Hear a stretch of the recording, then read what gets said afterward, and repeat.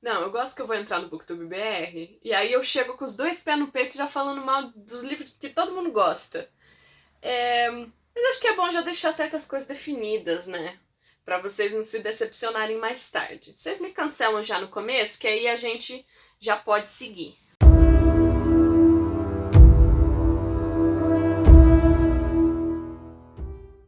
Oi, olá! Eu sou a Bela, esse é o Piano Enigma e hoje é dia da Batalha das Fadas. Se vocês me seguem no Twitter, @BienenigmaBR, pra quem não me segue, vocês provavelmente sabem que nos últimos tempos eu tenho feito leituras que não exatamente me apeteceram. Eram duas séries de livros que eu queria muito gostar, porque o BookTok, o BookTwitter e o BookTube gostam muito desses livros, mas infelizmente eles não foram para mim. Para fazer valer toda essa experiência, eu decidi fazer esse vídeo de hoje comparando essas duas séries em várias categorias que eu defini. A última dessas categorias é o valor total das estrelas que eu dei para esses livros, e por fim, quando a gente chegar na pontuação final, a gente descobre qual série de livros, no geral, é melhor. E se você estiver tentando escolher entre uma dessas, eu espero que esse vídeo ajude. E os nossos lutadores de hoje são ACOTAR, de Sarah J. Maas, e A Série do Povo do Ar, de Holly Black.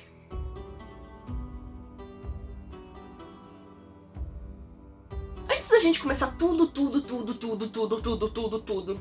eu gostaria de deixar muito claro, antes que cancelem, eu sei que você já deu dislike no vídeo só pelo título, mas eu gostaria de dizer que tudo bem você gostar desses livros. O que eu sempre falo nesse canal, e eu sempre vou falar, e é muito importante, é que qualidade de escrita não tem nada a ver com o quanto você pode ou não gostar de uma coisa. Isso vale para os clássicos. Às vezes um clássico pode ser importante, ele tem uma qualidade interessante, mas ele é chato. E muita gente se sente mal por não gostar de clássicos por causa disso, mas o seu gosto pela leitura não tem que ter nada a ver com a qualidade.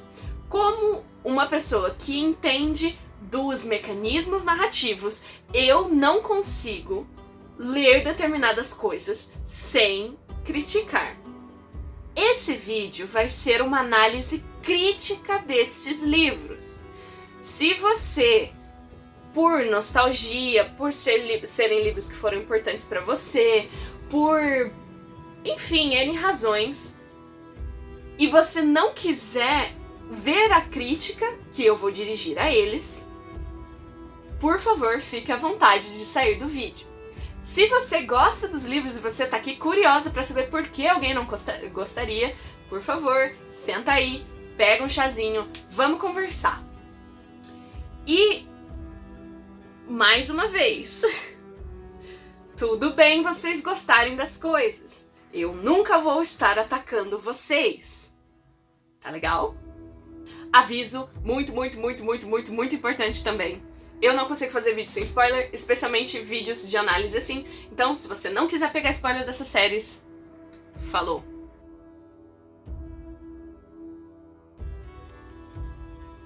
A primeira categoria, então, é personagens. Vou focar mais nos personagens principais. A gente tem de personagens principais em ACOTAR a Feyre, que é uma menina humana que vai se apaixonar por um férico e mais tarde por outro férico. E depois ela vai virar férica. E a gente tem a Jude, que é uma menina humana que foi levada para o mundo das fadas para ser criada mais ou menos como férica, mas foi criada entre os féricos. E mais tarde ela vai se apaixonar pelo Príncipe Cruel, que é o Príncipe Cardan. Muito que bem. Eu gostaria de fazer as discussões antes de dar um prêmio, mas para essa categoria é muito aberrante de que eu gostaria de dar o prêmio para ACOTAR. Pela simples razão de que eu não suporto os personagens do Príncipe Cruel. Eu detesto a Jude. Eu acho o Cardan um lixo. Eu não tenho palavras para expressar. Mas isso são os meus sentimentos pessoais. Enquanto personagem, enquanto qualidade de personagem, eu sinto que ela tem pouca agência. Eu sinto que o tom da narrativa está constantemente tentando humilhar ela e eu não entendo por quê. A grande moral da história, que me parece na série, é que humanos são horríveis e eles não servem pra nada e tem que ser saco de pancada de feérico mesmo. O que, como humana, é um pouco ofensivo pra mim. Eu fiquei muito feliz no final do primeiro livro, porque a Judy ganha um pouco mais de agência. Ela começa a jogar os jogos dos féricos e se dar bem. E isso é muito bom. E ela começa a arquitetar determinadas coisas. E no segundo ela também arquiteta outras coisas. Mas existe um movimento muito forte da narrativa constantemente humilhando ela. Mas assim, humilhando, fazendo ela tirar a roupa, se arrastar no chão. Ela leva facada, ela leva flecha. Cara, tudo de horrível que pode acontecer acontece com essa menina. Chega ao ponto de ser desconfortável de olhar, sabe? Eu gostaria de ver um dia, numa fantasia, alguém que não detestasse ser humano. Dentro da narrativa é possível compreender, sim, ela foi criada de uma maneira que colocava os humanos como inferiores. O que eu esperava dela? Descobrir a própria humanidade. Descobrir o valor na humanidade. E pareceu que as coisas estavam caminhando nesse patamar, porque ela mandou o irmão dela, o irmãozinho dela, que até então ela cria que ia ser o novo rei das fadas, para ser criado no mundo humano, para que ele tivesse empatia. O que eu recebi? Nada mudou. Eu sinto que como personagem, ela não se desenvolveu durante a série. Qual que eu considero o defeito mortal da Judy? É o desejo. Ela quer ser outra coisa. Ela quer se tornar parte de uma coisa que ela não pode. Isso não se realiza de certa forma. Ela sim começa a fazer parte da corte dos feéricos, ela ganha o seu espaço, mas não são resolvidos esses problemas do defeito mortal dela. Ela não resolveu dentro dela essa coisa de ser humana. Até o momento final, as pessoas continuavam humilhando ela por ser humana, e ela mesma continuava pensando, se eu fosse férica, se eu soubesse fazer isso, se aquilo.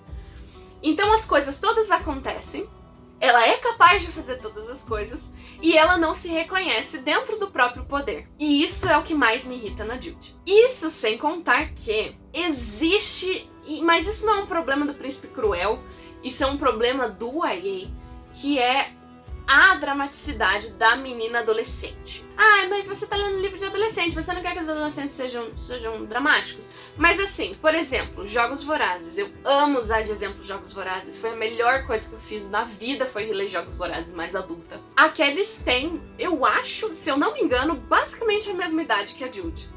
Mas ela não pra ficar analisando os próprios sentimentos. A Katniss reconhece a necessidade da própria sobrevivência. Às vezes, a Judy tá ali, cara, num penhasco, e ela tá pensando, nossa, os lábios do Cardan, e eu tô tipo, garota, será que dá pra você focar no negócio aqui? Eu acho que as prioridades dela são muito estranhas.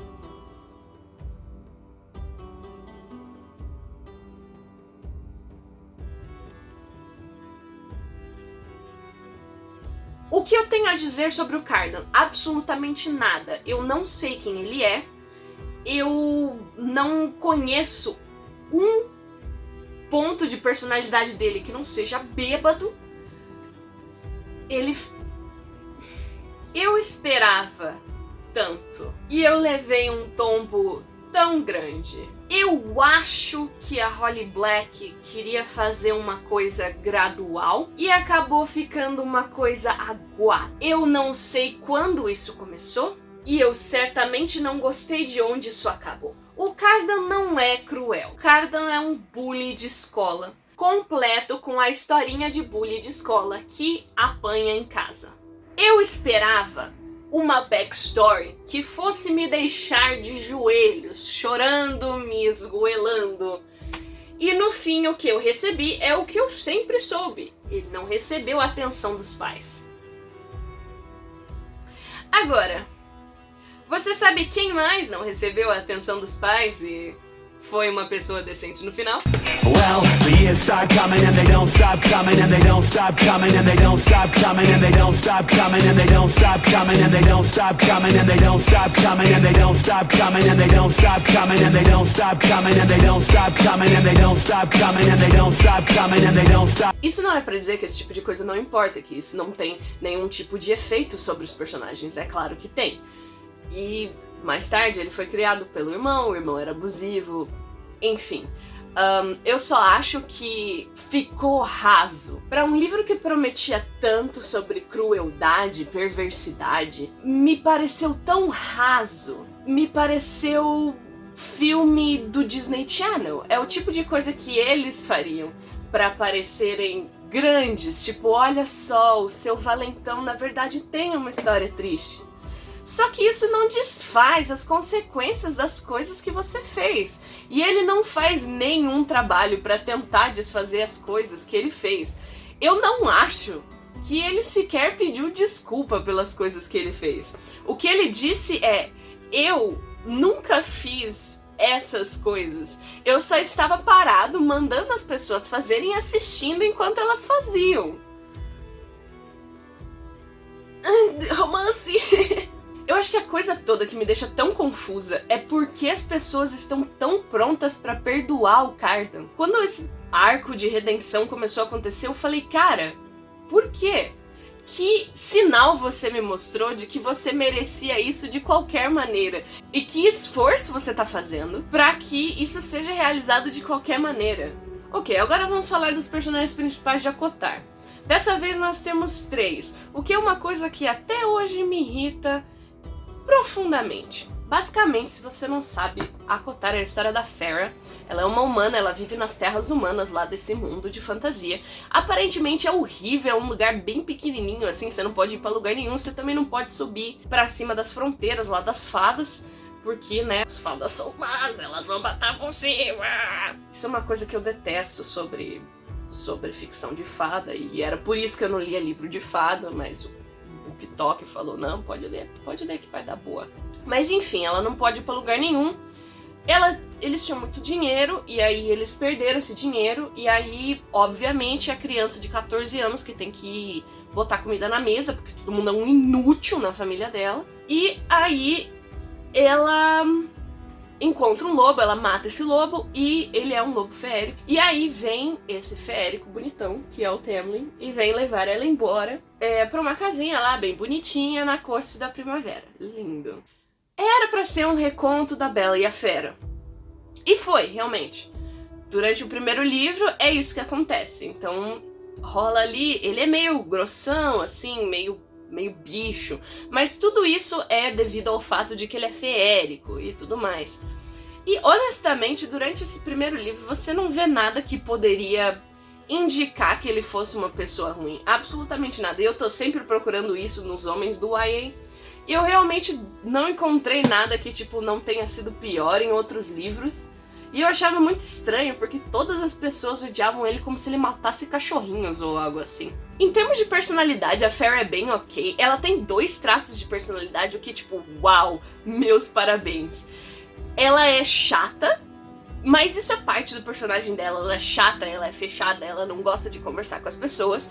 Mas ela também pinta, ela tem um interesse além de tudo. E isso pra mim leva um personagem do ok para o ótimo. A minha barra tá tão baixa. Você não precisa muito pra me impressionar a essa altura.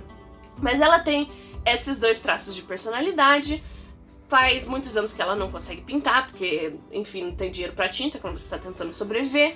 E agora ela tem todo esse tempo, todo esse espaço, tem um homem lindo tentando ficar com ela. Rola ali uns impulsos animalísticos, não sei o quê. Enfim, um dia ele fala, ó, quer saber? Cansei de você, vai pra casa. E ela vai pra casa e depois ela descobre, não, na verdade, eu amava o tempo todo. E aí ela vai correndo, ele foi levado, tem todo um esquema lá de uma rainha malvada. E aí que a gente realmente começa a história. Nesses primeiros 70% do livro, assim como a Jude, ela não tem nenhum tipo de agência. E depois, quando ela chega lá, eu falei, não, é agora, vai lá, Farah, você consegue. Aí ela tem que fazer essas 3 tarefas lá pra quebrar a maldição, pra ela conseguir sobreviver. Só que todas as tarefas que ela vai fazer, ela é humana, então ela é absolutamente inútil. Então alguém tem que fazer por ela ou ajudar ela ao ponto de que, tipo, nem valeu. Eu vou falar um pouco mais sobre a agência da Feyre mais pra frente, mas vamos falar do Tamlin por enquanto, porque depois as coisas vão mudar muito drasticamente. Como eu falei, não existe, pelo menos pra mim, nenhuma prova de que o Tamlin seria a pior pessoa do universo. Na verdade, ele é um cara bem legal. Ele tem consciência de que a vida dela foi muito ruim. Ele manda dinheiro pra família dela pra que eles possam sobreviver, pra que ela não fique triste. Então agora eles são muito ricos de novo. Ele dá uma galeria pra ela pintar e sempre encoraja ela e dá uns presentes pra ela. Eu gosto do personagem dele. Eu acho que ele é um personagem bem construído. Ele tem todo um histórico, não necessariamente de abuso, mas de conflito sobre os sentimentos dele sobre a própria família. Existe uma guerra 500 anos no passado em que os humanos se levantaram contra os feéricos. E a família do Tamlin estava nesse grupinho que estava lutando contra os humanos. Eles tinham escravos humanos e tudo mais. E nessa Paranauê todo, o Tamlin era pequenininho. E ele tem essa coisa do conflito de tipo, eu amava minha família, mas eu sei que eles estão errados. E eu tento ser melhor do que eles. Mas existe uma criatura dentro de mim, existe alguma coisa ruim que eu estou sempre tentando derrotar. E eu achava isso muito interessante. Eu gostava dos dois juntos quando eles se faziam bem. Embora eu não gostasse muito dessa coisa de ela ter que consertar o cara. E aí a gente chega no segundo livro, que torna o primeiro livro totalmente inútil, porque de repente o Tamlin vira outra pessoa, de repente ele começa a quebrar tudo, ele fica puto e não sei o quê. E a coisa mais estranha é que existe uma explicação. Ele está, assim como a Feyre, com estresse pós-traumático por causa do que aconteceu lá com a Rainha do Mal. Só que ninguém está disposto a perdoar o cara. Tipo assim, o cara também tá sofrendo? Foda-se. Tipo assim, é como se ele estivesse chutando cachorrinhos a cada passo, entendeu? A galera, meu Deus, pior pessoa do universo. E tipo, novamente, não é a pior coisa que eu já vi acontecer no YA até determinado ponto, é claro. Depois de um determinado ponto, a Sarah J. Maas falou, não, eu vou ter que fazer alguma coisa pra esse filho da puta, tipo, não ter salvação mesmo. Aí realmente não dá pra perdoar. Mas eu sinto que a Sarah J. Maas forçou a mão pra que a gente odiasse ele. Porque a gente só poderia gostar de outro interesse amoroso se ele fosse uma pessoa horrível. E eu sinto que isso não é justo com os personagens que ela criou, não é justo com as próprias coisas dela. A mesma coisa aconteceu em Trono de Vidro. Eu não vou falar que personagem exatamente, mas tinha um romance e de um livro pro outro, de repente, a personagem principal começou a reagir muito maior do que o necessário para as ações desse personagem. E foi assim que o relacionamento deles acabou. O que, novamente, eu acho meio desleal. E, pessoalmente, essa é uma impressão que eu fiquei do livro. Parece que isso advém do fato dela ou não ter muito planejamento, ou não fazer muita revisão. Ela vai lançando e depois ela vai descobrindo o que vai acontecer. Então ela precisa desfazer coisas que ela já fez. O que tudo bem, cada um com o próprio processo, mas como leitora eu me sinto um pouco traída quando ela faz isso. Agora vamos falar do outro personagem principal, que é o Rhysand. No final do primeiro livro ela conhece esse cara. Eu não gosto de lembrar do final do primeiro livro porque ele é meio... Mas tudo bem. Ela conhece esse cara, que também é um fado pintudo, mas ele é mais pintudo que o Tamlin. Isso é muito importante que vocês saibam. Ela conhece esse fadão pintudo e ele salva ela, ele ajuda ela. Ele é meio que o amante da Rainha do Mal já faz tipo uns 50 anos. Mas ele decide ajudar essa menina. Ela faz um acordo com esse cara pra ele ajudar ela durante as tarefas. Em troca, ela meio que tem que ser a vadia dele. Então ele põe umas roupinhas bem escandalosas, deixa ela bêbada e meio que leva ela pra umas festinhas, toca ela inteira. ele podia tentar melhorar, né? Eu não via como isso era necessário. Tem até uma hora que ele beija ela à força pra esconder lá um negócio. As pessoas falam assim, é um enemies to lovers, ele era inimigo dela. Eu nunca senti como se eles fossem inimigos de verdade. Eu nunca senti rivalidade, eles eram sempre, tipo, amiguinhos. Por mais que você esteja desse lado e eu esteja desse, tipo, somos friends, tipo, temos uma trégua. Eu não vejo esse livro como enemies to lovers, a menos que, tipo, seja bem puxadão, assim. Depois, nos próximos livros, ela tenta fazer como se a menina não soubesse o tempo todo que o cara era bonzinho. A personalidade do Rysand, honestamente, me deixa muito confusa, porque ele tem duas que mudam muito rapidamente. Ele é ao mesmo tempo um queridão que quer fazer tudo pra todos, se doa pra tudo. Tipo assim, se derrubarem sopa na perna dele, vai falar desculpa, tá no caminho da sua sopa. E ao mesmo tempo, ele é um cara sacana que gosta de fazer banter e só quer saber de transar com a menina. Ele fala, vou te comer em cima dessa mesa como se você fosse a minha refeição. E aí ele faz umas piadinhas nojentas. E aí você fica, cara, como que essas duas personalidades coexistem? Por um lado, explica na narrativa que, tipo, ele tinha que fingir ser um cara babacão e não sei o quê, mas que na verdade ele era um amorzinho. Eu teria pensado que, tipo, ele tem essa personalidade meio malvadão, mas na verdade, dentro do seu core, ele é legalzinho. E aí, quando ele tiver na intimidade ali com a Feyre, né, ele não vai mais falar essas coisas. Mas se ele fala... Sabe aquele whiplash? A gente tava aqui carinhando, né? Ai, meu amorzinho, cafuné. E de repente, eu vou te comer em cima daquela mesa. Então vamos fechar essa categoria da batalha. Com relutância, eu dou esse ponto para Acotar. Simplesmente porque eu não suporto os personagens do Povo do Ar. Subjetivamente, é claro. E eu suporto esses três. Eu acho que eles são mais interessantes. Eu vejo mais qualidades de personagem nesses três do que nos outros dois. É isso. Já tô cancelada agora? Espero que sim.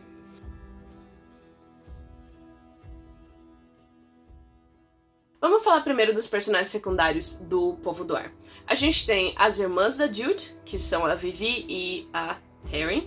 A gente tem os pais da Jude, que são a Oriana e o Maddox. A Jude também tem um irmãozinho mais novo, que é tipo postiço, assim, ele não é exatamente irmão dela, o Oak. A gente tem os amigos do Cardon. E mais umas pessoas. Em termos de construção de personagem, os personagens secundários são bem ok. Eu consigo claramente ver a motivação deles. Eu não gosto de nenhum deles. Então é aquela coisa, assim, por que eu estou aqui se eu odeio todo mundo? E é justamente isso que eu me perguntava durante os 3 livros. Mas eu não acho que tenha nada de inerentemente errado com esses personagens. As irmãs dela realmente fazem alguma coisa, elas têm uma vida fora da Jude, isso é interessante. Elas até ajudam no último livro, que foi uma grande surpresa pra mim. Pegam uma agência pra si, o que realmente foi muito interessante de ver. Como antagonista, esse pai dela, esse pai Drasto, sei lá, ele é muito interessante, mas ao mesmo tempo eu esperava mais dele. Ele fica prometendo o tempo todo que não vai subestimar ela, e aí ele subestima ela. Pra Jude parecer inteligente, ele meio que tem que ser emburrecido em determinadas situações, sendo que ele é um cara de tipo, sei lá, 500 anos de idade. Os amigos do Cardon, eles estão lá só pra irritar e servir de empecilho. A gente começa com 3, acaba com 1 e olhe lá. Por muito tempo a Jude não tem amigos, a não ser as próprias irmãs, o que diz mais sobre ela do que sobre as outras pessoas. Mas ela faz uns amigos na Corte das Sombras. E, honestamente, rola um romancinho ali entre essas pessoas, e elas são as únicas pessoas que eu realmente me importei no 3º livro. É aquele subplot que eu estava ali pra ver, porque era a única coisa que parecia vagamente saudável. Também teve um cara que traiu eles, mas plot twist, na verdade, ele foi obrigado a trair eles, e aí agora ele está de boas, e aí ele voltou. E a gente vai falar sobre esses plot twists mais tarde, mas honestamente, né... Aí vamos pra Acotar.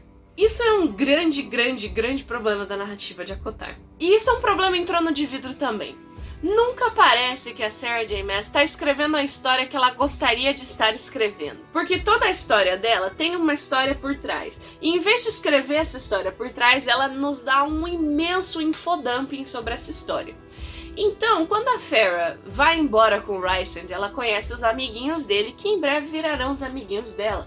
Porque ela não tem agência pra fazer os próprios amigos, então ele tem que vir completo com acessórios melhores amigos. Aí, a gente tem que passar pelo longo processo de conhecer todos os amigos dele. Não são muitos, são 5 amigos.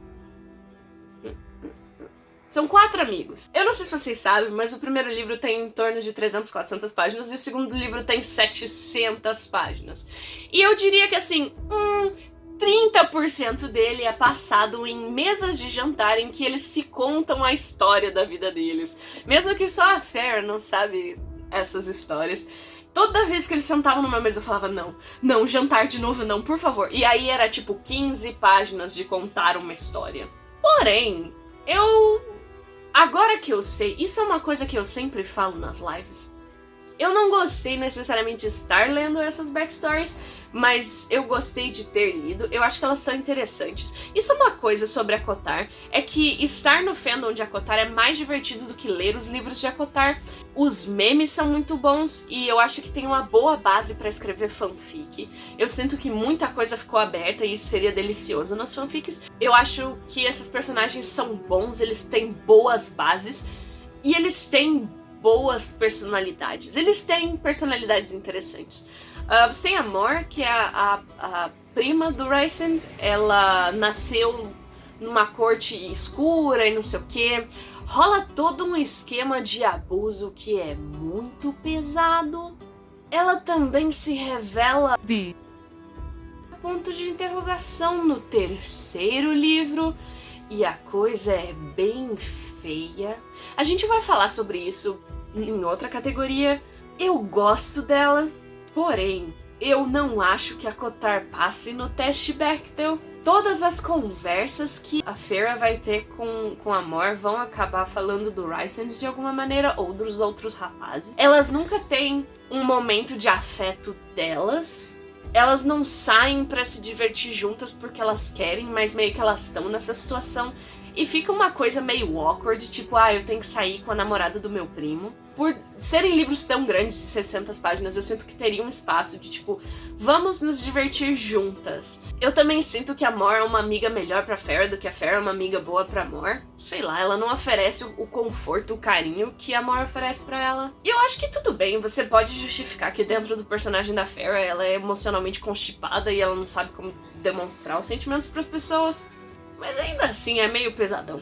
Aí você tem os dois caras que são conhecidos pelo fandom carinhosamente como os Bad Boys. Eles são ilirianos, que nem o Rhysand. Eu vou explicar mais pra frente. Basicamente são pessoas com asa. E os ilirianos, eles são criados bem zoadão, assim, tipo, seja um guerreiro ou morra. E aí você tem o Cassian, que é tipo um bastardão, assim. Aí ele ficava jogado igual um cachorro no meio da rua. E aí a mãe do Rhysand falou, tá, venha. E ele era um bully também, ele tipo fazia bullying com o Rhysand e o Azriel, que é o outro. Mas a mãe dele falou, quer saber? Você mora na rua, então venha. Pode bater no meu filho à vontade. Mas é bem bonitinho essa história que, tipo, eles meio que foram criados juntos. Eles eram todos criancinhas ao mesmo tempo. E aí depois eles viram uma equipe. E aí eles, tipo, viram guerreiros juntos. Acho que tem o terceiro, que é o Azriel. Pessoalmente, a backstory dele é a minha favorita. Eu não lembro exatamente o que aconteceu. Mas eu acho que a mãe dele teve um caso com o Illyriano. E aí ele nasceu com asas. E aí o pai dele, tipo, não pode, asas? Uah. E aí prendeu ele dentro de uma cela, tipo, pelos primeiros 11 anos da vida dele. E aí depois que ele foi solto, ele foi pra esse acampamento. Ele foi largado lá nesse acampamento. Isso é uma coisa. Como tem muitos deles, eu me sinto agradecida que eles têm personalidades muito diferentes. Então o Cassian é o típico babacão, Chad, hétero top. Ele chega, bota o peito dele na mesa, não vou fazer não, ele é o general, é ter porrada, pá. Eu aprecio um homem simples. É na simplicidade que vivem as coisas. O Azriel, sei lá, eu sinto que a Sarah J. Maas meio que não gostava muito dele, ele ficava meio que no canto, assim. E eu também ainda não entendi, porque as pessoas acham que ele é a pior pessoa do universo. Tipo assim, ele não tem culpa de não saber uma coisa que uma pessoa não contou pra ele. Ele só quer ser amado, tá ligado? Sei lá, eu tenho dó dele, ele é meio esquecido no churrasco, assim, ele fica no cantinho. Ele é o mestre das sombras, ele tem esse poderzinho de mexer com as sombras. Ele é bem timidozão, assim, mas de vez em quando ele solta umas piadocas e aí todo mundo fica... Ah. E a gente tem a Amren, eu acho que eu nunca falei o nome dela em voz alta, então eu realmente não sei, mas vamos usar a Amren. Aparentemente ela é um anjo. Pelas descrições, eles nunca usam essa palavra, mas aparentemente ela é um anjo. Então, tipo, um espírito de luz, não tipo uma pessoinha com asas, mas tipo, ela é um espírito de luz que veio de um lugar com um deus cruel. E ela tá inserida dentro desse corpo pequenininho. E os olhos dela são prateados e brilham, não sei o que. Eu adoro um olhinho colorido. E aí, todo mundo tem medo dela, porque ela é um grande poder ancestral. Ela tem, tipo, 10 mil anos. Quando ela chegou lá, era tudo mato. Ela é irritada, ela bebe sangue. Não tem explicação de porque ela bebe sangue. E ela fala as coisas na cara dos amigos. Eu gosto dessa galerinha. Eu acho que é, tipo, uma turminha da pesada. É found family. É família encontrada, mas com asas. Eu gostaria de que a Fairy tivesse feito os próprios amigos, ou pelo menos um amigo. Ela fez o Lucien, mas ele não realmente aparece de novo até o terceiro livro, e mesmo assim ele some depois de um pedaço. Eu gostaria que ela tivesse essa independência de, tipo, eu conheci essa pessoa e agora ela é parte da nossa família. Aí a gente entra na família da Fairy. Conforme eu disse, eles são absolutamente inúteis. Mesmo quando eles estão tentando ser úteis, eles são absolutamente inúteis. No segundo livro rola todo um subplot que as irmãs delas são transformadas em féricas. Esse subplot aí, eu poderia ter vivido sem. Eu acho que era muito interessante ela ter se tornado uma coisa diferente da família dela. Eu não acho que precisava elas terem virado féricas, eu não acho que adicionou nada na história.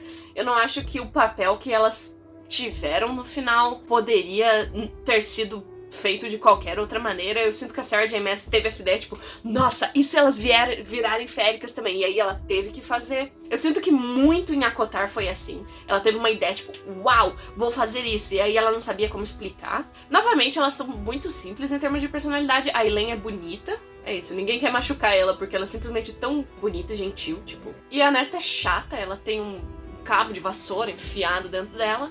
E ela não pode gostar de nada nunca. Sei lá, eu acho que existem pessoas assim, mas eu acho que a forma como ela é colocada, ela faz um esforço muito grande pra ser assim. Ela não tem nenhuma razão pra ela ser assim, ela já era assim antes delas ficarem pobres e, tipo, morrerem de fome em casa. Parecia que ia ter alguma backstory que explicasse por que ela é assim. Vamos ver, tem um livro agora sobre ela, que é esse quarto livro. E eu tô curiosa pra saber se vai ter alguma backstory que ela não contou ainda. Mas pelo menos esses 3 primeiros livros ficou bem, tipo, forçado. Mas no fim ela foi útil, então, né. Tem o pai delas, que eu só queria mencionar isso rapidamente. Novamente, ele é inútil em grande parte do negócio. Pelo livro 2 e 3, ele tá viajando, ele tá em outro lugar. E aí, tipo, essa é a mesma pessoa que ficou sentada numa cadeira enquanto as filhas morriam de fome. E aí, de repente, ele virou um comandante de exércitos. Ele começou a reunir exércitos e ele levou esses exércitos pra ajudar as filhas dele. E aí, tipo, eu falei, bom, então ele vai contar essa história, né, como que aconteceu. E aí ele morre antes que ele conte essa história. Então ficou uma coisa, tipo, Sarah J. Maas não sabia o que fazer com ele, ela tinha simplesmente esquecido da existência dele, ela precisava que ele não estivesse ali. E aí, foi isso. Ela não queria que a Fairy e as meninas tiverem nenhum tipo de amarra no mundo humano, o que pra mim teria sido muito mais interessante. E aí, né, nosso amiguinho teve que morrer pra que elas pudessem ter o pinto férico. Então, em termos de personagens secundários, eu novamente vou ter que dar o ponto pra ACOTAR. Embora seja com mais força, com mais confiança. Novamente, eu tô dando esse ponto de um ponto de vista super subjetivo, porque eu gosto dos personagens de ACOTAR e eu realmente não gosto dos personagens do Povo do Ar. Embora eles sejam mais úteis, de certa forma, sei lá. Tudo isso é muito difícil.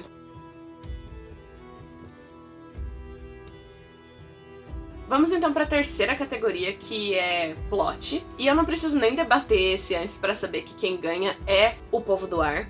Simplesmente porque o plot de ACOTAR é uma bagunça. Eu tenho para mim muito claro que Trono de Vidro é para Sarah J. Maas a sua grande obra. E enquanto ela escrevia Trono de Vidro, ela estava escrevendo ACOTAR como uma coisa de conforto para ela. E alguém falou, olha, isso aqui tá muito bom, você devia publicar.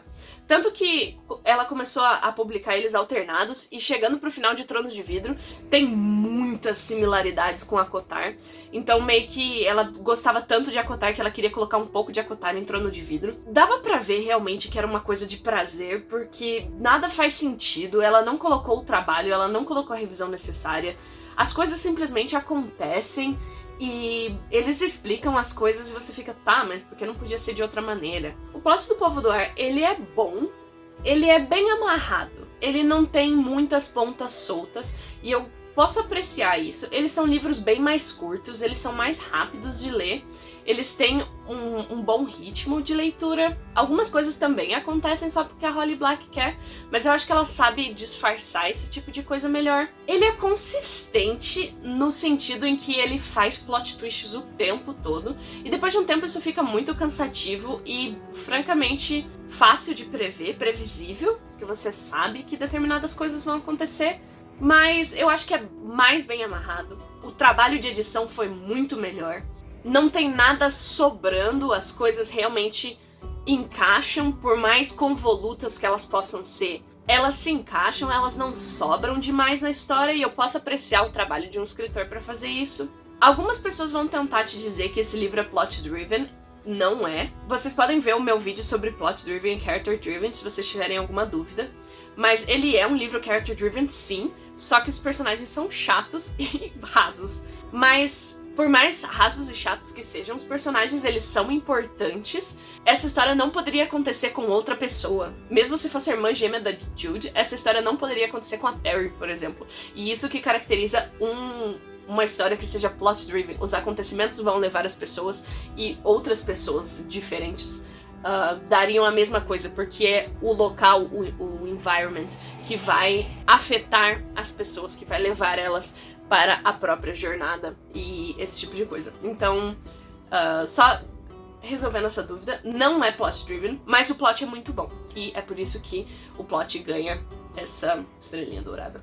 O plot de ACOTAR, como eu falei, ele é muito bagunçado. Eram livros muito grandes, e isso é uma coisa que eu tenho notado recentemente, até por estar pesquisando mais sobre o mercado editorial, é que parece que alguns livros foram muito apressados, e livros tão grandes quanto a Corte de Névoa e Fúria e a Corte de Asas e Ruínas, você precisa de um tempo, você precisa de mais tempo para revisão, você precisa sentar e olhar e pensar e matutar, e ficou bem claro que a coisa tava explodindo dentro de si mesma. Eu gosto do primeiro livro porque ele se sustenta sozinho. Os outros livros não se sustentam sozinhos.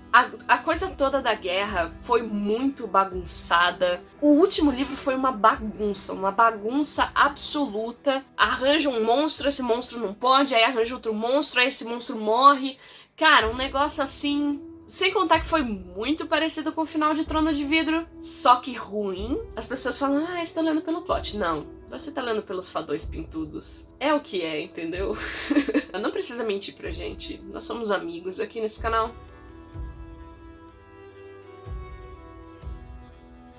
A próxima categoria é mundo e sistema de magia. É aí que as coisas ficam um pouco equilibradas, porque eu tenho quase certeza que eu vou dar esse ponto pro Povo do Ar. Mas vamos conversar um pouco sobre isso. O Povo do Ar se passa no nosso mundo, mas em um bolsão à parte, num mundo feérico que é ligado ao nosso mundo humano. Tem alguns feéricos que vivem no mundo humano, tem alguns humanos que vivem nesse mundo feérico. O mundo é interessante, mas eu não sinto que a gente viu muito dele. A gente vê as casinhas e a gente vê o palácio, a gente meio que só tem acesso a essa aristocracia. Eu acho interessante o fato dos féricos serem diferentes visualmente, porque em ACOTAR, vamos ser honestos, os féricos são homens com asas e grandes pintos. Eu acho interessante que eles sejam diferentes. Tem gente verde, tem gente com presas, tem gente com chifres. O Cardan, que é um dos personagens principais, tem um rabo, e eu nunca vou deixar vocês esquecerem isso. Me parece um mundo mais mágico quando as pessoas têm esse grau de diferença e elas usam essas diferenças. O sistema de magia é ok. é muito nebuloso. As promessas que as pessoas fazem são as partes que ficaram mais claras, e eles ficam se fazendo promessa o tempo todo, por mais que eles falem, nunca faça a promessa. Eles ficam fazendo promessa o tempo todo, e pelo menos isso foi bem estabelecido, o que eu me sinto grata por. Mas o resto, tipo, qual é o limite das coisas, me dá mais uma vibe de soft magic, o que tudo bem, embora fique confuso pra gente saber como funcionam determinadas coisas. A coisa da cobrona no final... qual é o limite da magia que algumas pessoas podem fazer? Eu gostaria de ter visto mais magia. Novamente, é mais amarradinho. Não é que eu necessariamente goste mais, mas é mais amarradinho objetivamente. Agora, o mundo de ACOTAR me deixa muito confusa o fato de que essa mesma mulher escreveu Trono de Vidro. Porque o mundo de Trono de Vidro é muito vivo, ele é muito diverso, você tem um mapa que você pode reconhecer, eles falam, vamos pro oeste, você sabe, no oeste tem isso, as pessoas são assim, as pessoas se vestem assim. Vamos pro norte, as pessoas são assim, o clima é assim, você sabe aonde ficam as coisas. O mapa de ACOTAR é muito fácil viajar, eles têm esse negócio de atravessar, então eles somem em um lugar, aparecem em outro. E, novamente, essa magia é muito estranha, porque às vezes eles conseguem ir, tipo, quilômetros de uma vez, outras vezes eles têm que atravessar várias vezes, eles ficam cansados. E outras vezes eles vão voando e é mais rápido do que ir atravessando. A magia deles também é muito nebulosa, mas eu sinto que é mais nebulosa do que o Povo do Ar, porque a gente vê muito mais da magia. E aí isso me lembra as leis de magia do Sanderson, que vocês também podem ver o vídeo que eu tenho sobre isso, que é que a habilidade do autor de resolver os problemas usando magia vai ser inversamente proporcional a quanto os leitores vão entender o sistema de magia. E realmente é difícil de entender o sistema de magia. Tipo assim, o Rhys é o cara mais poderoso, é o grão-senhor lá mais poderoso de todos os tempos. Mas a gente não tem muito como mensurar isso. Ele faz coisas, tipo, incríveis, é claro. Ele usa muito do poder dele. Mas nunca é muito explicado por que ele é tão poderoso. Se isso é uma coisa da corte dele, ou se isso é uma coisa dele que ele teve que conquistar. E a gente também não vê muito do poder dos outros grão-senhores, a menos vindo da Feyre, que tem só um pouquinho do poder deles. Então fica uma coisa tipo, tá, ele é o mais poderoso, mas por quê? O quão poderosos são os outros se ele é o mais poderoso? Qual que é o limite da magia? Se você pode fazer determinadas coisas, por que você não pode fazer outras coisas? Pelo menos pra mim, parecia que ele queria se inclinar mais pro Hard Magic System, mas ele não fez esse trabalho de explicar. Isso não quer dizer que ele seja soft, porque eu acho que ela não queria manter esse ar de mistério, porque não tem nenhum mistério. A Feyre vai aprender a fazer magia. Existe essa coisa dos grão-féricos, dos féricos menores. Isso me irrita profundamente, porque mesmo os féricos menores, eles não são lá muito diferentes. A gente tem contato com, tipo, 3 durante os livros todos, e, tipo, eles são coloridos, eles não são estranhos. Tem os monstros e tem os féricos menores, e nunca é realmente explicado qual é a diferença entre eles e por que um é mais considerado que o outro. Basicamente, a coisa toda de ACOTAR é que você tem 3 raças. Você tem os féricos menores, você tem os grão-féricos e você tem os ilirianos. Os féricos menores são pessoas normais, os grão-féricos têm pintos grandes e os ilirianos têm pintos grandes e asas. É assim que você se encontra. Os serafins também têm asas. E não posso falar nada quanto aos pintos deles, porque não foi descrito. Só posso assumir que, como não foi descrito, nesse livro em que todo mundo fala sobre pintos o tempo todo, eles não possuem nenhum. E uma coisa sobre o world building de ACOTAR que ferve o meu sangue. As meninas em ACOTAR usam sutiã e calcinha. Tudo é medieval, mas elas usam sutiã e calcinha. E é muito comum a Feyre usar leggings. Isso pra mim é o fim da picada.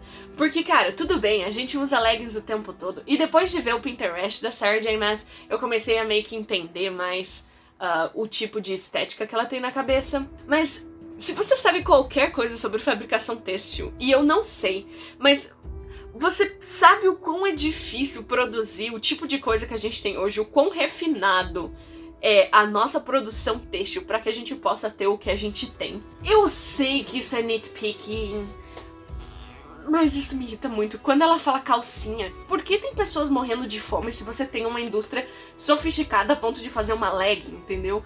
Em termos de world building, isso me irrita profundamente. E é uma coisa que ninguém fala sobre. Uma coisa que eu não gosto no world building de ACOTAR, e novamente a Sarah J. Maas fez isso também em Trono de Vidro, que eu não gosto, é o lado animalístico, principalmente dos machos, dos féricos. Eu não gosto que ela se refere a todo mundo como machos e fêmeas em vez de homens e mulheres. Eu sei que ela tenta fazer isso pra meio que afastar eles, tipo, mostrar que eles não são humanos, mas a mensagem que isso passa é muito feio, até porque todos os machos têm meio que essa mesma coisa. Passa uma mensagem de tipo, boys will be boys, meninos serão meninos, e eles não podem resistir, eles são animais. Mas olha só como esse cara é legal, ele inventou o feminismo porque ele segura os próprios instintos. Tipo, cara, parabéns por fazer o mínimo, sabe? É tudo uma bagunça, mas eu acho que o Povo do Ar é uma bagunça mais organizada. Até porque, novamente, são livros menores, teve um trabalho maior de edição. A Holly Black fez uma coisa mais sólida. Até porque a Holly Black não tá começando. A Holly Black escreve sobre o mundo das fadas já faz muito, muito tempo. Ela já tem experiência. Então ela tinha uma imagem mais sólida, eu tenho a impressão.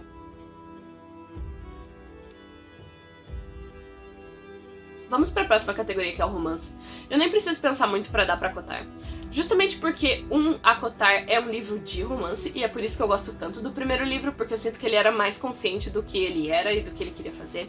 E os próximos livros foram uma bagunça nesse sentido. Eu gosto da mensagem de que você não precisa ficar com a primeira pessoa que te aparecer. Me irrita um pouco essa coisa de, eu sou o primeiro namorado, você tem 15, 16 anos, e aí vocês se fazem juros de amor eterno, e aí vocês se casam aos 19. Eu gosto da ideia de você pode ter mais de um parceiro. Só que ao mesmo tempo, eu gostaria mais desse conflito. Eu gostaria mais que a Feyre de alguma maneira tivesse continuado amando o Tamlin. Eu sinto que mostraria uma nuance maior no relacionamento abusivo, porque isso é o que acontece muitas vezes. E novamente, estou falando da perspectiva de eu achar que todas as ações dele foram forçadas pra que não gostassem dele, e não de que realmente você tem que amar uma pessoa que te abusou, porque isso é terrível.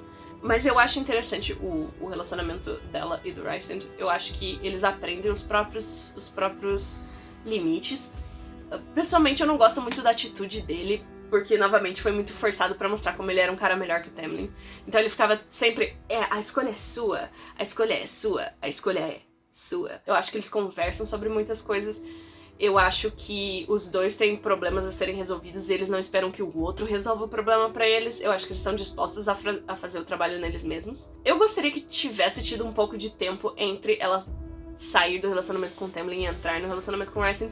Tem, é claro, todo o segundo livro, mas eu gostaria que ela passasse um tempo sozinha, porque o fato dele estar ali, tipo, meio que cuidando dela, meio que influenciava pro lado dele. Eu gostaria que ela tivesse, tipo, sei lá, saído um pouco da casa dele, por exemplo, arranjado uma casinha pra ela, respirado, pensar em quem ela queria ser, em toda a experiência que ela passou, porque eu sinto que ela tava o tempo todo preocupada que o cara tava ali do lado.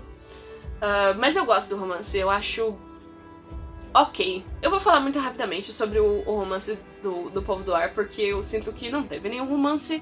Ela queria fazer um Enemies to Lovers, e aí ela fez um Enemy e um Lover, e aí ela não sabia como chegar.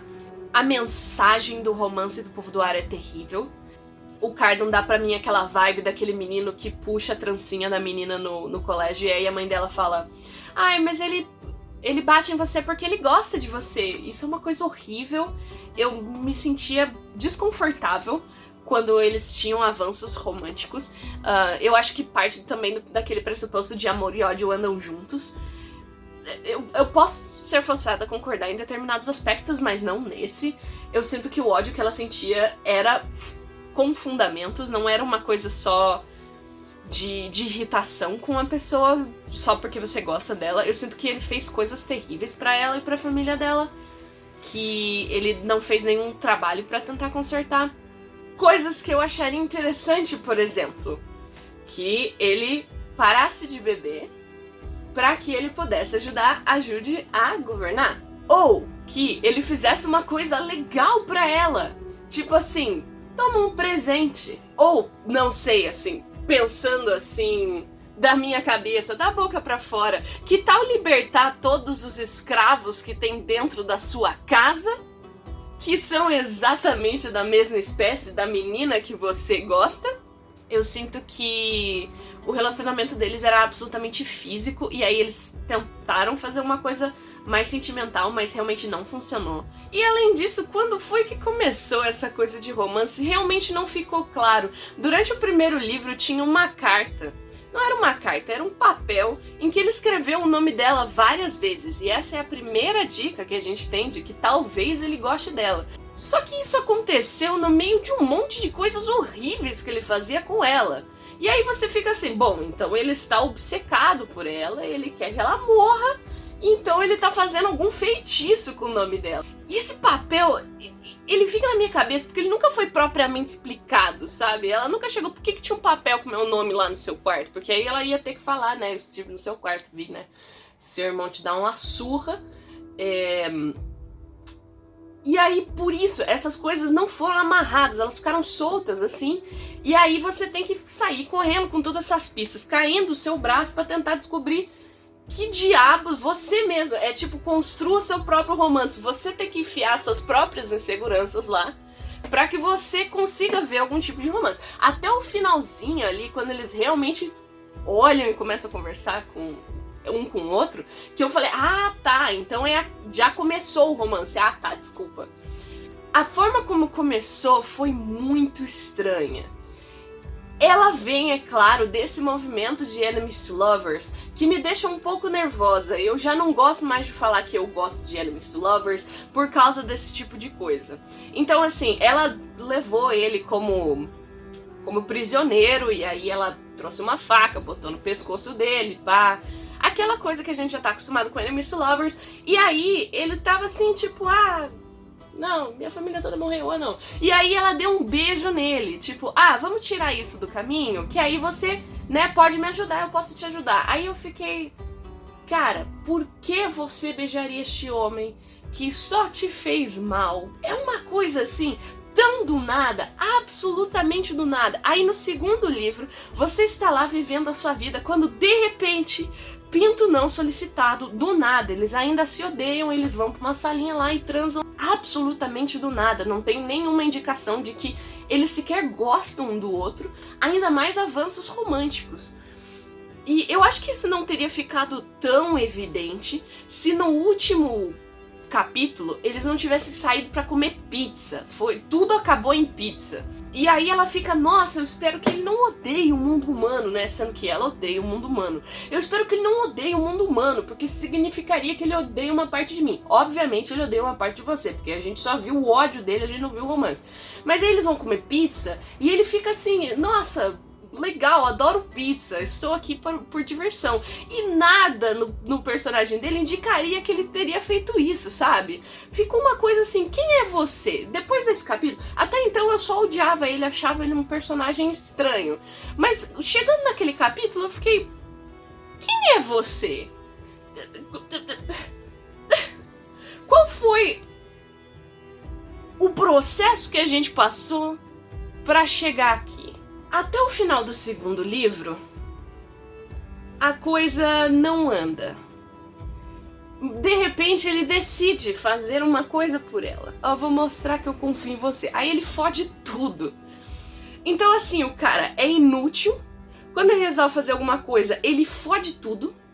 Aí depois é só amor. Aí, nossa, senti sua falta, eu te amo, eu sempre te amei. E aí você fica, sabe quando tem o efeito elástico, que você tá num carrinho e aí o seu carro bate e a sua coluna faz assim? É aquilo, é o whiplash. Você fica tipo, uou, a gente não se odiava, esse não era o príncipe cruel? Aonde é que eu tô? Onde eu vim parar? Por um lado, eles falam assim, mas as fadas sentem diferente do que a gente. Diferente como? Nunca ficou muito claro. Como assim diferente? Então você tem que aceitar a forma que eles amam, sendo que isso vai machucar você. E de todos os lados que você olha, isso é muito feio. Por essa questão, eu prefiro o romance de Corte de Espinhos e Rosas.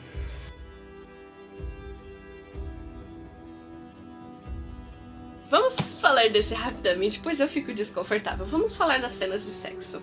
Novamente, eu teria que dar essa categoria pra Acotar, justamente porque é um livro de romance e ele se propunha a ter essas cenas hot.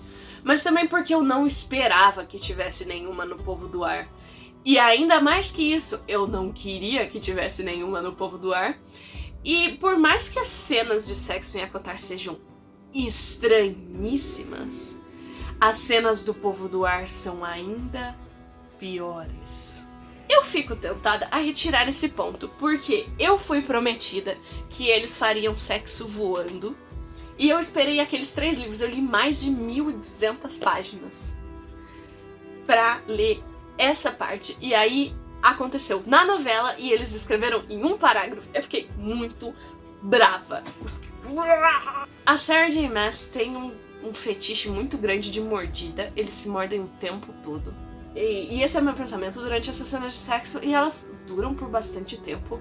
Tem uma delas que eles fazem durante um acampamento de guerra, em que as pessoas estão morrendo em volta. Eu só gostaria de deixar muito claro, e me corrijam se eu estiver errada, mas esse fadão que só quer saber de dar prazer pra ela e não sei o que, alguém contou pra ele onde fica o clitóris? Não é por nada não, ele lambe a mina dele, não me entenda mal. Mas parece que tem uma coisa só da penetração ali. Eu nunca vi ele achando o clitóris e fazendo um esqueminha ali. E eu sinto que isso realmente faltou. É isso, é só isso que eu queria falar mesmo, porque isso realmente me incomodou. Ele falou assim, pode ficar deitadinha aí que eu vou fazer o esquema. E aí ele veio com os dedinhos e aí eu tipo, tá, beleza. Show, mas assim, e o resto? Agora, as cenas do Povo do Ar. Existem 2 grandes cenas. E eu não sei qual feriu meus olhos mais. A primeira delas eu já mencionei, que é uma cena absolutamente do nada, em que não parecia que tinha nenhum desenvolvimento romântico quanto a eles. E eu tenho quase certeza que os dois estavam bêbados, e aí eles foram pra trás do trono, tem uma salinha lá, e eles transaram nessa salinha. Eu não estava pronta. Era um negócio meio tenso, meio rápido, de fome mesmo. E a cauda do corno. Aquilo foi feio. Eles ainda se odiavam, ainda tinham uma tensão muito estranha. E não é aquela coisa da tensão sexual de tipo, a gente faz um banter e aí tipo, nossa, a gente vai se beijar agora. Foi uma coisa tipo, tá, foda-se, tô sem fazer nada, vamos ali nesse cantinho, a gente transa ali e depois eu te largo sozinha. E aí, mais pra frente, eles se declaram um pro outro no 3º livro. Eu acho aquela cena terrível. Eu acho ela horrível. Porque como eu já mencionei, a Judy é constantemente humilhada. Então, pro desejo grande dela, que é, enfim, ser aceita nessa sociedade, espera-se, ou que fosse, de certa forma, um triunfo pra ela, fosse que esse cara, que é o grande rei, que é o bambambam, se ajoelhasse pra ela, falasse, eu sempre te amei, eu sempre te achei linda, eu sempre quis você, por mais que você pensasse que você não vale nada, pra mim você é tudo.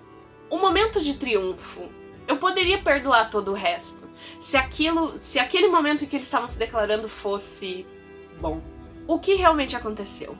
Ela sai, tira a roupa, entra de volta no quarto, e ela fala assim, quando você me odiava, o que você queria que eu tivesse feito? E aí ele fala, eu queria humilhar você. E aí ela se joga no chão e fala, faça tudo o que você quiser comigo, e não sei o que. Gente, aquele momento, eu fiquei assim, não pode ser, não pode ser. Porque esse era o 3º livro, era a última chance. Era um momento que eu tava esperando todo mundo falar, Judy Cardo, meu Deus, melhor enemies to lovers. Gente, aquilo ainda é enemies.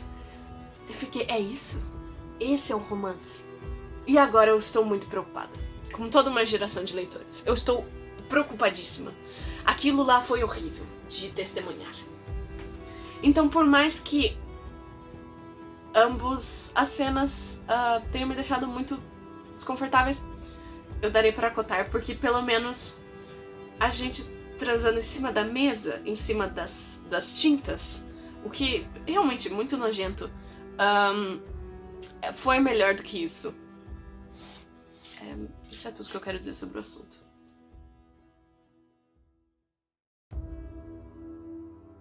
Vamos para a questão mais cabeluda. Sarah J. Maas possui um histórico de não ter muita representação nos seus livros. Isso foi algo que foi muito reclamado e aparentemente ela ouviu em ACOTAR. Porém, me incomoda um pouco porque parece que foi muito tolkienismo, parece que ela não estava realmente empenhada na tarefa, ela nunca fala em pele preta, em pele marrom até, ela fala em pele dourada, o que pode ser pensado como diversidade, mas ao mesmo tempo pode ser uma pessoa bronzeada.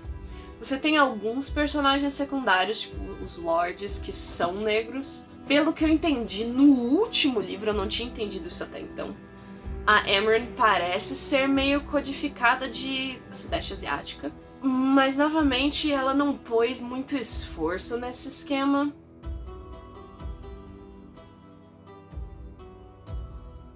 E isso é uma coisa que me incomoda um pouco nesses grandes livros que são muito famosos, porque existe muito essa crítica, mas as pessoas não param de ler essas pessoas para ler autores diversos. Existe muito exigir que esses autores grandes adicionem diversidade, quando você poderia estar lendo diversidade o tempo todo se você lesse autores mais diversos. Mas enfim, isso não é um problema desses livros necessariamente. Vamos falar da Mor.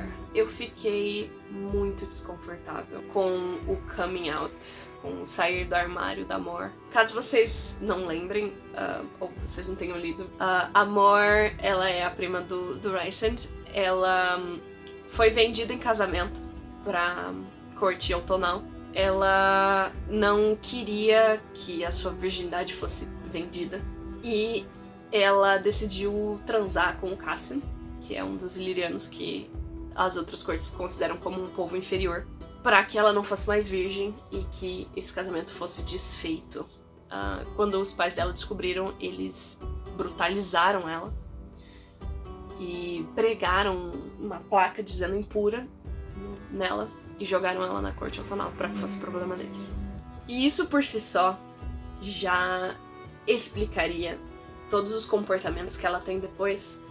Ela leva muito tempo, ela não consegue confiar nas pessoas de novo, ela tem casos amorosos, sexuais, ela não tem nenhum amante permanente.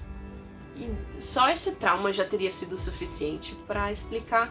Eu não senti a necessidade de que isso fosse alterado de qualquer maneira. O que acontece é que no terceiro livro, a Feyre começa a pressionar ela, Mor, sobre por que ela não quer ficar com Azriel, porque claramente ele gosta dela e ela gosta dele. E ela decide contar então, sendo que ela não contou pra nenhum dos amigos dela de mais de 500 anos, que ela na verdade é uma coisa. E assim, claro, a homofobia internalizada existe e ela machuca muito a gente, mas não são 20 anos, 30 anos, 60 anos da sua vida que você luta com isso. Ela tá lutando com isso já faz mais de 500 anos. E ela está num espaço seguro. Até então, a homofobia nunca tinha sido mencionada na série. Existem vários casais homossexuais, inclusive entre os grãos-senhores, de forma que ao menos parecia que a homofobia não estava conectada nesse mundo. E faz sentido que os únicos homofóbicos fossem a Corte dos Pesadelos, onde ela onde ela nasceu, olha lá, o alto falho. Porém, parece forçado que tenha sido colocada homofobia só pra única personagem relevante LGBT sofrer. Ficou feio, ficou pesado. E o fato de que ela não se sentiu confortável nesses 500 anos passa a mensagem de que isso é uma coisa feia e de que deveria ser escondida. E ainda mais porque o Azriel saiu como a pessoa horrível. Só que ele não tinha culpa de não saber por ela não contar. Ela também não tem culpa, é claro, de não contar pras pessoas, de não se sentir confortável, mas do ponto de vista de autor ficou muito feio, até porque isso não mudou nada pra história final, isso não alterou nada pra personagem, ela continua sendo uma pessoa LGBT forçada à heteronormatividade por si mesma. Não parece um final feliz. Agora eu tô lendo a novela e a Feyre pergunta se quer trazer alguém pro solstício, que é tipo o Natalzinho deles. E ela, tipo, não. Então criou esse tipo de pressão, acho que até dos leitores, pra que ela se revele pros outros. Então ficou feio, ficou bem feio, ficou horrível. Em termos, como eu falei, do resto do livro, tem vários personagens, nem secundários, terciários mesmo, que tem amantes que são bis, que são gays, lésbicas, enfim. Mas ali no grande ciclo, pareceu mesmo que a Sarah J. Maas tava falando, nossa, tá faltando alguém aqui, né, porque me puxaram a orelha, então eu vou puxar isso do absoluto nada. Em O Príncipe Cruel, a Jude e as irmãs dela são meio latinas, naquele ponto de vista americano, de se seus pais são latinos, você é latino, então ela é meio latina até onde eu entendi. O sobrenome delas é Duarte, pelo que eu entendi, elas são codificadas para serem latinas. Elas não têm necessariamente a pele marrom, pelo que eu me lembre. Elas têm pele clara. Como a maioria das pessoas desses livros são coloridas, eu não acho que seja necessariamente necessário que a gente entre no papo de tom de pele. Eu acho que se propunha a representar um outro mundo e não codificou de outra maneira, não codificou outros personagens de outra maneira. A gente tem a representação LGBT na irmã mais velha da Jude, que é a Vivi. A Vivi tem uma namorada, a Heather, e a Vivi é uma pessoa terrível pra essa namorada, e eu não gostei da menina ter perdoado ela no final. Eu ainda fiquei esperando que a Jude um dia falasse pra irmã dela, tipo, você não tem noção não? Você não sabe o que é viver aqui pra gente? Eu senti que faltou esse momento entre elas duas.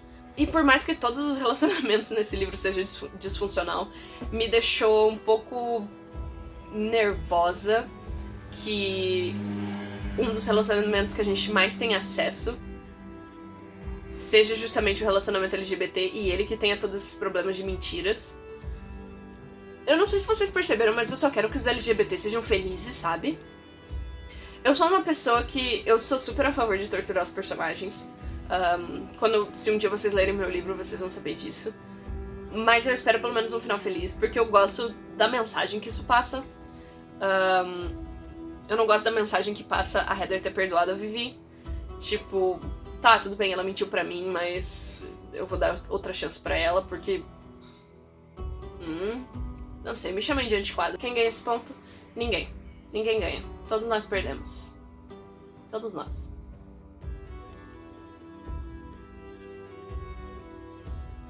A próxima categoria, que eu deixei justamente pra dar uma aliviada nesse clima tenso que ficou aqui, são os apêndices. E com eles eu quero dizer a cauda do Cardan versus as asas dos Illyrianos. A grande coisa das asas dos Illyrianos é que existem muitas piadinhas de que quanto maior a envergadura, maior... E eles discutem extensivamente sobre o tamanho das próprias asas e é como a Reed Cindy sempre diz. Se você precisa falar do tamanho, será que é tão grande assim? Mas enfim, eu acho engraçado, eu acho divertido. As asas deles também são muito sensíveis, então se você encosta nelas, os caras na sua frente. Só que eu preciso ser honesta com vocês, e eu acho que eu fui honesta até agora, até demais. Eu amo a cauda do Cardan. Em termos de coisas que eu gosto sobre o Povo do Ar, a característica redentora maior desse livro é o fato de que o Cardan tem uma cauda. E toda vez que essa cauda aparecia, eu dava uma estrela a mais, meia estrela a mais pro livro. Porque, eu não sei, serotonina instantânea. O fato de que aquele cara fodão, não sei o que, eu vou matar todo mundo, eu sou muito perverso, eu sou muito mal, e aí de repente o rabinho dele balançando, meu Deus. Aquilo era a única coisa que me dava serotonina enquanto eu tava lendo esse livro. E eu gosto muito de asas, não me entenda mal, mas eu vou ter que dar esse ponto para o Povo do Ar, simplesmente porque eu queria dar um ponto pra cauda do Cardan. E é por isso que eu inventei essa categoria.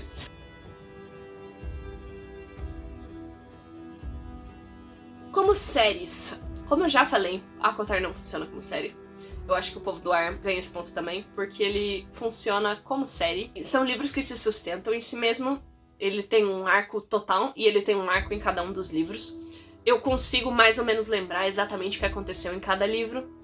Eu acho que a sequência dos eventos foi muito bem feita. Eu acho que a Holly fez um ótimo planejamento. Eu acho que ela fez uma ótima edição. Então, como série, ele funciona melhor. Como eu falei, o primeiro livro de Corte de Espinhos e Rosas simplesmente é inútil. Então, eu vou dar esse para o Povo do Ar. Tá, agora vamos fazer matemática.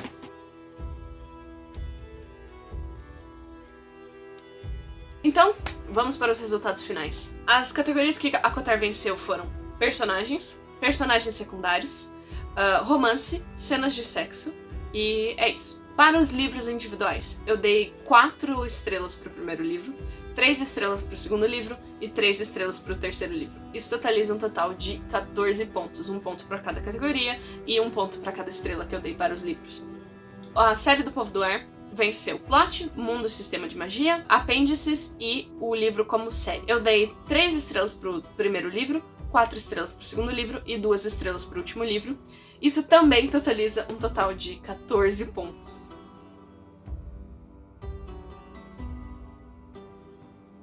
Eu fiz esse vídeo para responder a grande curiosidade que eu tinha, que era qual desses é o menos pior e se eu tivesse que indicar algum deles para alguém, qual deles eu indicaria. Eu acho que a verdade é muito congruente, que eu não indicaria nenhum deles.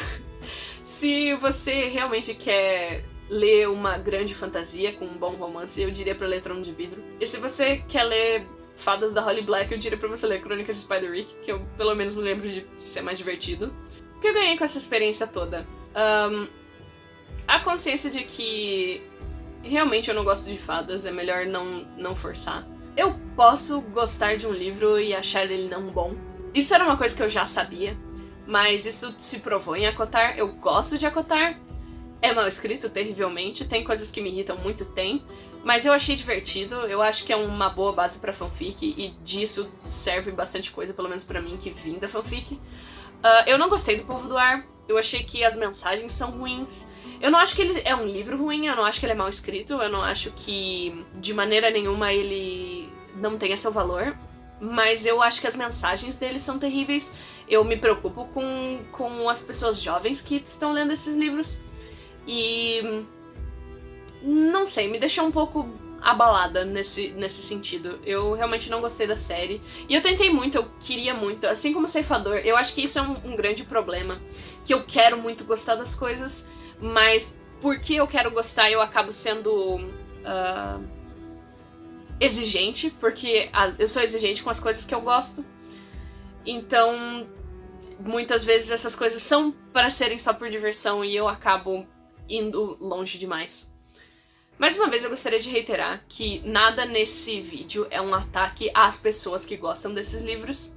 As análises que eu faço são com base em critérios objetivos, mas em algumas categorias, como vocês viram, o critério subjetivo teve que vencer porque eu não conseguia analisar de uma maneira que colocasse um acima do outro. Então eu gostaria de deixar bem claro que tudo bem você gostar dessas coisas, mais uma vez, qualidade e o quanto você gosta das coisas não está necessariamente atrelado. E assim, eu falo mal de Cortes, Espinhos e Rosas porque é ruim, mas eu gostei de Cortes, Espinhos e Rosas, tanto que eu tô lendo a novela e eu vou ler o próximo livro. Eu não gostei de Povo do Ar, acho que ficou bem claro isso, eu já tinha falado em outros vídeos. Mas é isso. Quem venceu essa competição? Quem venceu a Batalha das Fadas? Eu perdi. Eu fui a verdadeira perdedora. Eu tive que ler umas 2.000 páginas sobre criaturas que eu não tenho interesse sobre. Bom, mas enfim, agora que vocês já me cancelaram, só os guerreiros estão aqui.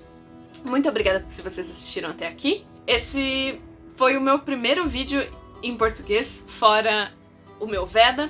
Mês passado eu fiz o Veda Video Everyday April. Todos os dias durante o mês de abril eu postei um vídeo novo sobre um conceito de escrita para que eu pudesse fazer esses vídeos mais focados em storytelling e que vocês tivessem acesso às questões que eu tô debatendo nesses vídeos. Eu deixei alguns nos cards, se vocês quiserem posso deixar na descrição também, mas a gente tem uma playlist lá no canal dos vídeos do ABC da Escrita para que vocês tenham acesso. Se vocês gostaram desse vídeo ou qualquer outro que vocês vejam no canal, alguns deles podem estar em inglês, mas eles estão todos legendados em português, eu tive certeza de fazer isso. Por favor, considerem se inscrever no canal, deixar um like no vídeo, ou não, dislike também é engajamento. Se vocês quiserem comentar porque vocês acham que eu tô errada, porque eu sei que vocês vão, eu vou falar sempre de escrita e sobre as leituras que eu faço sob o ponto de vista de escrita, então eu tento ter uma ideia mais objetiva da qualidade dos livros e não necessariamente eu gostei ou não gostei. Isso é uma coisa que eu acho que falta um pouco na nossa comunidade. Então é isso que eu estarei fazendo aqui. Se vocês gostaram de mim, querem me seguir nas redes sociais, vocês podem fazer isso no Twitter e no Instagram, @BiniEnigmaBR. E é isso que eu tinha pra vocês hoje. Eu sei que o vídeo de hoje ficou gigantesco. Eu vejo vocês algum dia. Tchau!